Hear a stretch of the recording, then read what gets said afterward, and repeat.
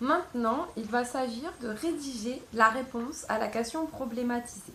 Alors, ce qu'il faut comprendre, c'est que rédiger une réponse à une question problématisée, c'est une réponse qui doit être construite et argumentée.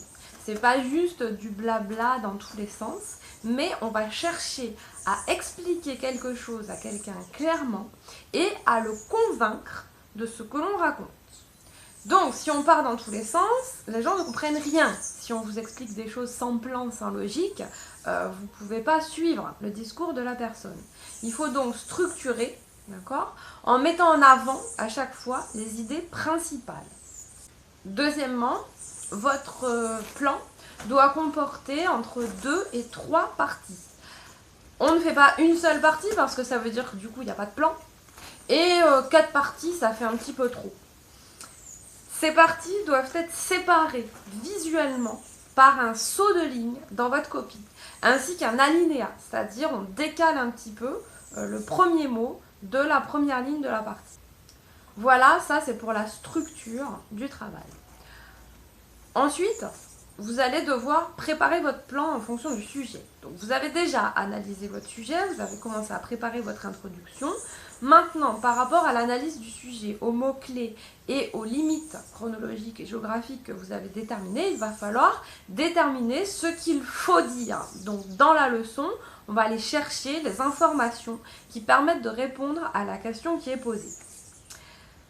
C'est la raison pour laquelle, première chose à faire, quand on doit répondre à une question organisée, on regarde les titres du cours. Parce que dans tous les titres du cours, que ce soit les grands 1, les grands A, B, C, il y a les mots-clés importants. Donc, si vous avez des mots-clés dans votre question problématisée et les mêmes mots-clés qui reviennent dans les titres du cours, eh bien ça veut dire qu'il faut utiliser ces parties-là. C'est la raison pour laquelle aussi, quand je vous dis, quand vous devez faire une réponse organisée sur table sans le cours, qu'il faut apprendre le plan du cours par cœur pour pouvoir le recopier sur votre brouillon et à ce moment-là choisir dans quelle partie on va aller chercher. Cela permet d'éliminer les parties dont on n'a pas besoin. Donc, voici un exemple par rapport à la question sur l'unification de l'Italie. Dans le travail au brouillon, on utilise donc les mots-clés pour sélectionner dans le cours les informations qui répondent au sujet et éliminer les informations qui ne sont pas utiles pour répondre. Ensuite, on reprend ces titres sur le brouillon pour fabriquer son plan avant la rédaction. Donc grand 1 et grand 2, le A et le B deviennent le grand 1 et le grand 2. Maintenant, vous allez passer à la phase rédaction. Dans ce cas, les titres que vous avez choisis pour vos parties ou qui viennent des parties du cours deviennent des phrases qui vont introduire votre début de partie. D'accord ? Ainsi, vous annoncez l'idée principale de votre partie. Et puis ensuite, quand on passe à la rédaction, pour commencer ces parties, il faut transformer les titres en phrases. Donc voici ce que ça donne.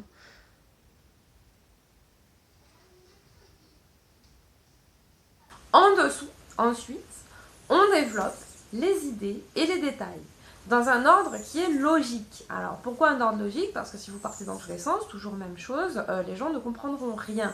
Donc, il faut que vos idées et vos détails soient développés dans un ordre qui soit clair et précis.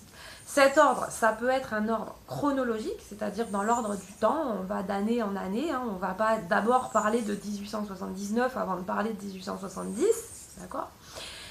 Ou alors, si ce sont des thèmes, comme en géographie ou dans certaines thématiques, vous allez regrouper les mêmes thèmes ensemble. C'est-à-dire que vous n'allez pas parler d'un thème au début du paragraphe, puis reprendre la même idée dans le deuxième paragraphe. Vous allez regrouper dans une même partie, dans un même paragraphe, ceux qui parlent de la même chose. Deuxième chose, il faut que vos phrases soient claires. Donc ça veut dire qu'il ne faut pas faire des phrases trop longues. Les élèves qui ont du mal à rédiger clairement, en général, le problème c'est que vous faites des phrases trop longues. J'ai déjà lu des copies où j'ai des phrases qui durent 15 lignes et où c'est confus. Donc pour éviter ça, la chose à faire, ce sont des phrases courtes, sujet, verbe, complément, et éviter de mettre trop de virgules, de points-virgules, etc. Vous mettez juste des phrases courtes, les unes à la suite des autres. On n'est pas là pour faire de l'effet de style, on est là pour avoir un discours clair. Enfin, il vous faudra faire une conclusion. Cette conclusion, elle n'est pas obligée d'être longue, ce n'est pas une dissertation, ça reste un exercice de 1 heure. Donc là, ce que vous devez faire, c'est simplement 1 ou 2 phrases qui vont vous permettre de répondre rapidement à la problématique que vous avez posée. Donc il faut une réponse courte à la question problématisée qui vous a été posée. Ça prend 2-3 lignes et c'est bon. Et cette conclusion doit être séparée également visuellement du développement, peut-être en sautant 1 voire 2 lignes pour que ce soit mieux visible. On rédige. Alors là, je rédige sans mettre des mots. L'introduction, donc vous mettez un point d'interrogation à l'avant de la problématique et vous sautez 1 ligne. Entre chaque partie, vous sautez de nouveau 1 ligne avec un alinéa, vous décalez le premier mot. Et enfin, 1 dernière ligne avant la conclusion. Maintenant, à vous de jouer. Vous rédigez la réponse à cette question à l'aide du cours YouTube en suivant toutes les étapes dont on vient de parler.